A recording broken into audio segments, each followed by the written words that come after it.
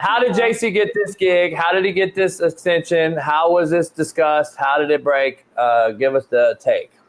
Well, Dan Morgan has been like adamant ever since November. He was getting calls for him, as the trade deadline approached. He was like, no, JC's ours. We're going to do what we need to do to retain him. Both sides were really, really dedicated to getting this deal done.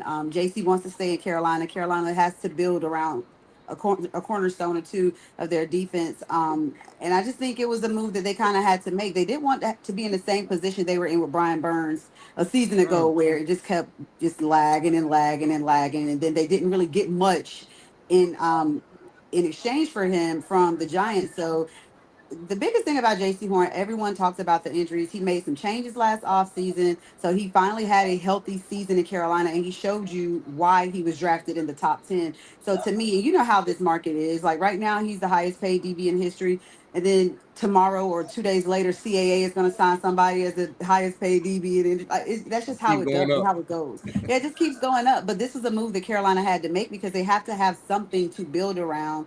They haven't been good at retaining the talent that they draft. So this is big.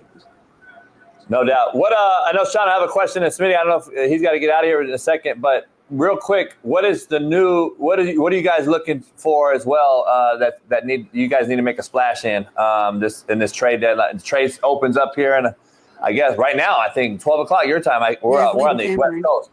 Yeah, so the illegal tampering starts. What other holes does Carolina need to fill, and that you think you can make something happen in this open market here?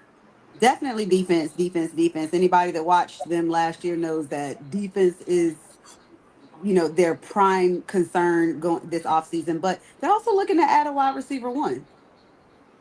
They desperately need a wide receiver one. So I'll just kind of keep my eye on that.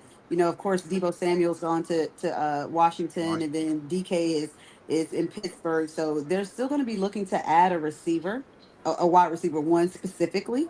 Yeah. Adam Thielen, he's getting older. He's been faithful, reliable, but they do need a number one. So I wouldn't be surprised to see them try to make a big push to fill that need. But other than that, again, defense. Were you guys in the DK discussions at all, Metcalf, or no?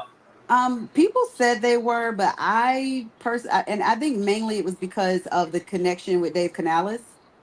That Seattle connection, but I didn't hear anything definitive about DK Metcalf in Carolina. And Shaun, I don't know what you think, but Cooper Kupp trading one old white Thielen for another old white doesn't make sense, right? Yeah, I don't like Cooper. I don't like Cooper because of the injuries. Like since the Super Bowl, he's been injured. By the way, for all of you in the chat, if you're interested in anything Panthers, follow Sheena on Twitter. It's at Sheena with 2 E's _Marie3. This is Sis. Like I was trying to tell him earlier, I remember Jason Simmons and how high they were on Jaycee Horn when they drafted him. I mean, he's a long, aggressive, athletic corner, and they did the right thing. When you ask what they need, JB, I mean, you got to give Bryce Young a fighting chance. Like I like Old Country, and that's what I call Leggett because he's as country as anybody in the National Football League. I don't know if y'all have heard Xavier. Is it Leggett? How you say his last name?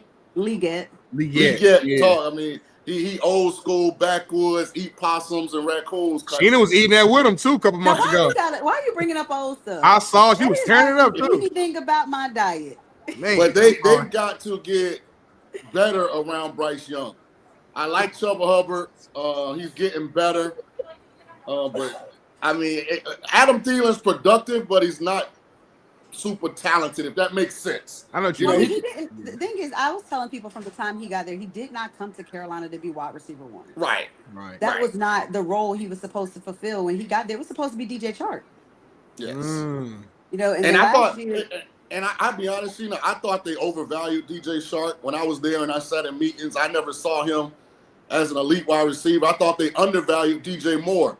They weren't in love with DJ. There were some personality issues there that they didn't like about DJ. But remember, when I was there, they had Christian McCaffrey and DJ Moore. Bryce Young, Sam Darnold, by the way, who JB loves, who's as average as a random ceiling fan, had all of that talent and couldn't get it done. Bryce Young hadn't had any of that, JB. Let me ask you something, Sheena. Did you guys or were you guys involved? Because there's some whiteouts making moves. The Houston Texans seemed like they got Christian Kirk out of nowhere to go along with Nico. Did you guys have any interest in that get? Or do you not know? Because there's some wideouts that are like. I really hadn't heard them really talk a ton about wide receivers in this free agency class. And this draft class isn't particularly strong with wide receivers either. So, you know, a lot of people are like, oh, they're going to take a receiver at 8. I think that would be a terrible idea to take a receiver at 8. I just don't understand why you would do that. And I feel like Dan Morgan's a lot smarter than that. What? Why are you laughing, Shaun? He looking at the comments in the chat. I know that's all he doing. That's all he doing. Before I jump off, the biggest move that the Panthers could make is signing T. Higgins. If T. Higgins is not signed with the Bengals, that's your wide receiver 1 right there. You heard it here. I gotta jump. Don, be quiet. Sheena, was good seeing you. I gotta go.